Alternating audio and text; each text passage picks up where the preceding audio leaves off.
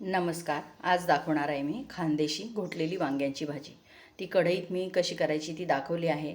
पण ही झटपट करायची असली किंवा मुलांना खायची असली, मुलं बाहेर राहतात तर त्यांना स्वतः हाताने बनवायची असते, तर ती झटपट कुकरमध्ये कशी बनवायची ते मी दाखवणार आहे.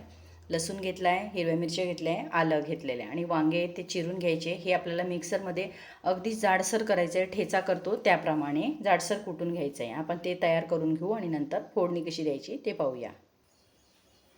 मिक्सरमध्ये मी हा ठेचा करून घेतला आहे जाडसर आणि वांगे कापून घेतलेले आहेत. कुकर ठेवलं आहे. कुकरमध्ये 2 पळ्या तेल टाकलं आहे. तेल कमी टाकायचं नाही आहे. त्यामध्ये आपल्याला घालायचं आहे जिरं, त्यानंतर हा ठेचा टाकायचा.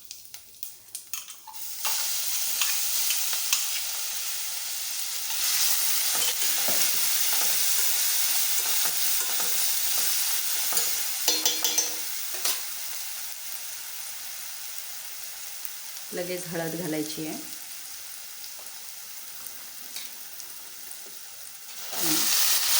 वांगे टाकायचे.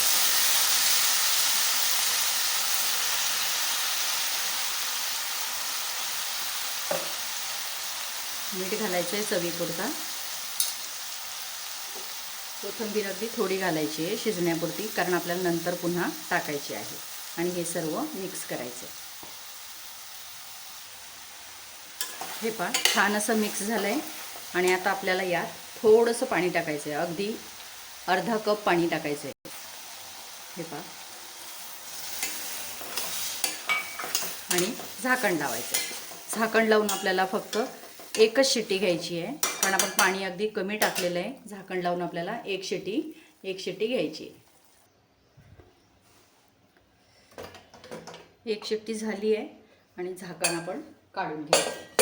जर आणखी तुम्हाला लवकर पाहिजे असेल तर 2 शिट्ट्या होऊ द्यायच्या आणि कुकरची वाफ काढून घ्यायची. आता ह्या भाजीला थोडंसं गॅस लावायचा आणि वरून कोथिंबीर टाकायची आणि आता स्मॅश करायची. ती इतकी मऊ झालेली असते की ती चमच्यानेच होते किंवा स्मॅशरने पण केली तरीसुद्धा काही हरकत नाही. थोडं पाणी जर असलं तर ते पण त्यातलं आटून जातं. अशा पद्धतीत स्मॅश करायची. पाहू शकता तुम्ही, एकही वांग्याची फोड दिसत नाही आहे. अशी झटपट तुम्ही कुकरमध्ये वांग्याची भाजी करू शकतात. स्पेशली मुलांनी सांगितलं होतं की ही भाजी खूप आवडते, तर ह्या भाजीचा व्हिडिओ कर. आम्हाला झटपट करता येत नाही आणि इतकी मऊ होत नाही. आता ही भाजी तयार आहे. गॅस बंद करायचा आहे आणि आपण मस्त अशी ताटात काढून घ्यायची. घोटलेली खानदेशी वांग्याची भाजी झटपट कुकरमध्ये बनवा.